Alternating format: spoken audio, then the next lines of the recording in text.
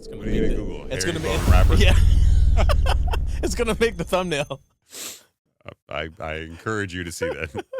Unemployment spikes in Washington, D.C. as Trump and Musk begin efforts to shrink the government. You've probably heard that DOGE, the Department of Government Efficiency, has been active. So active that we've seen a pretty palpable uptick in unemployment in the Washington, D.C. area.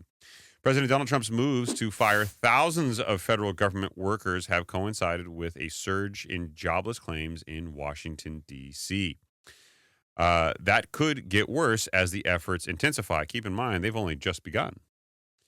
Since Trump has taken office, nearly 4,000 workers in the city have filed for unemployment insurance as part of the surge that began at the start of the new year, according to the Labor Department figures not adjusted for seasonal factors.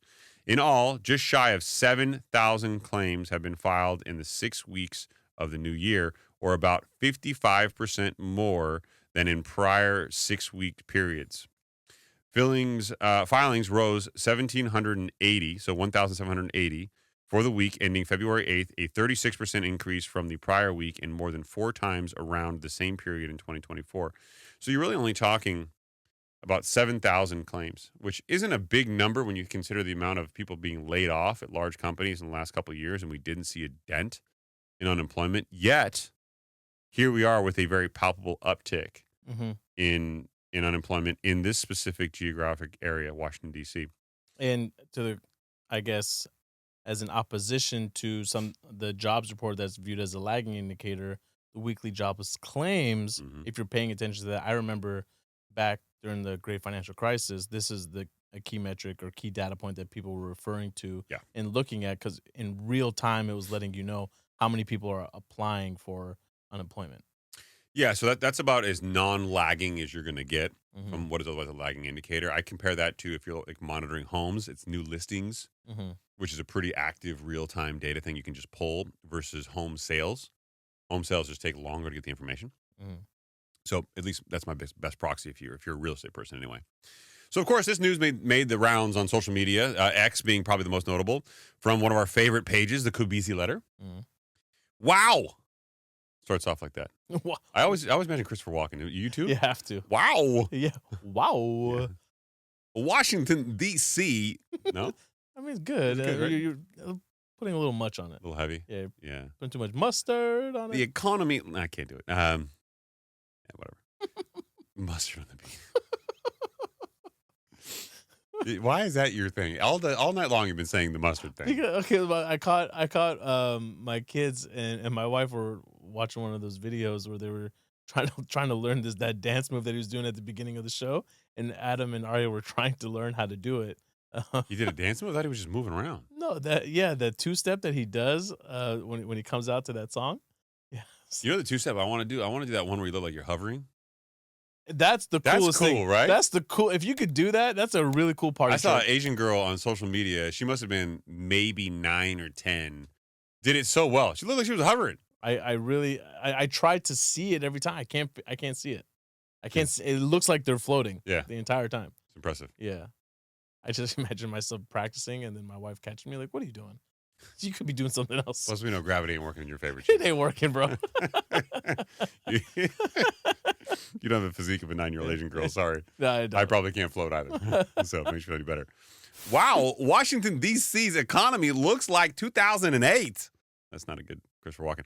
Unemployment filings in Washington, D.C. just surged a plus 36% in 1 week to 3 times the 2024 average. Over the last 6 weeks, unemployment filings are up 55%, now above 2008 levels. How bad will it get? Let us explain. And, well, if you want to go down the rabbit hole, you know me and holes. I like going down them. Do you? Yeah. So here's an interesting chart where he points out all the information in his chart, which is a kind of a broader version of the one that was on the chart of the day. And he has all sorts of narrative notes in it, which I can put right next to me right now. But he goes in deep. Since January 20th, over 4,000 federal employees have filed first-time unemployment claims in Washington, D.C. Furthermore, the year-to-date total has hit nearly 7,000, as Chart of the Day suggested. That's a whopping 55% increase over the previous 6-week period. Last week alone, claims surged 36%. That is a huge baseline, but let's get into where we are today. To put this in perspective, a similar chart, again, next to me here, showing Washington, D.C.'s jobless claims back in 2008. Okay? Weekly jobless claims are now at 1780, or nearly 15% higher than the peak seen after the 2008 financial crisis. Is higher than that. Again, just Washington, D.C. So nobody go, oh my God, freak out. Don't do that. This is just Washington, D.C.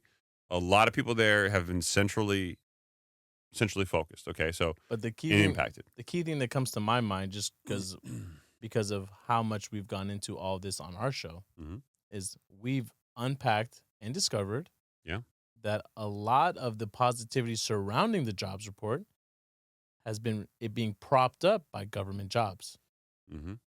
Is it safe to assume that I know this is Washington, D.C., are a majority of these jobs government jobs? Yes. I think so, yes, right? Yes. Absolutely. So now you got I think almost all of them are government jobs. So now you have to wonder, okay, well, now if the government jobs or government adjacent or government adjacent jobs are no longer propping up the jobs report, what's going to happen? And is Jerome Powell going to have to change his tune a little bit? Well, let's zoom out a little bit more. Let's go out a little farther. We already know from the last episode that inflation has gone up the last 4 prints, right? The last 4 months, September, October, November, December, up, right? Leading us to a 3% print, the last one. So it's going the wrong way, incrementally, but going the wrong way. You have unemployment now in a questionable status because if government jobs, like you noted, we're propping things up and those government hirings are going to stop because Doge is twerking, plus they're also laying off other people as well, right? So it's going to go a full swing the other way. At some point in time, I would say probably the next 2 to 3 months, we should see a very palpable change nationwide in job claims and unemployment. So Washington, D.C. is allegedly a proxy, but some of this stuff can be manipulated. Some of the data we're talking about here may be used to imply something that isn't necessarily correlated, but sounds rationally connected. Really? So the Kobeissi Letter, a page I like, you know this, right? They go on to say, furthermore, as we noted in a recent thread, the rise in unemployment is coming with widespread home sales. It's logical, right? Like people in Washington, D.C. are selling their homes because they're unemployed now and they're going to move. I don't want to live in Washington, D.C. I want to move to the suburbs. It's expensive living here. I don't know if I'm going to have the job. I was in the FDIC and I don't want to work there anymore. I want to work in the private sector. I should leave. I mean, who knows? Right. The median home price in Washington, D.C. is down about $139,000 or 20% since November 2024 alone. That's a big drop, right? But from November to now, right?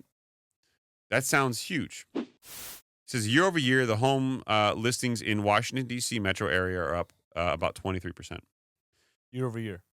Year over year. So that looks and sounds like a really meaningful change in such a short time. Absolutely. But then you start thinking, wait a minute. Let's put our logical brain on, maybe get out some tinfoil, put on a little hat. Okay. You know? Do people really sell their homes that fast? What do you mean, after losing their jobs? Yeah. This is saying that the median home price in Washington, D.C. is down $139,000 or 20%. But we know we've all sold homes. Even if you sell it quickly, you're talking 30 days. 30, 45 days, yeah. Right? And Doge just got started about 60 days ago. I mean, are you really seeing that meaningful of a change based solely on jobs in that short of a time? I mean, it's hard to say, right? Because we know the number of how many people out there, don't have a savings account larger than $1,000. No, I hear you. But listings going up, okay, great. But actual home prices going down, I don't know, dude. But we also know that the number of days homes are staying online on the market before they're sold, that's also going up. Okay, well, just hold on to that thought. I got some data for you to contemplate, which may change your perspective coming up. Okay. So the Kobeissi Letter goes on to say, but it's going to get even worse. Okay, here we are now throwing a narrative. And I like the Kobeissi Letter. He doesn't have an agenda here, but he has a clear underlying belief that there should be more coming. And I get it. I think there's an asset bubble out there. Stock market, real estate,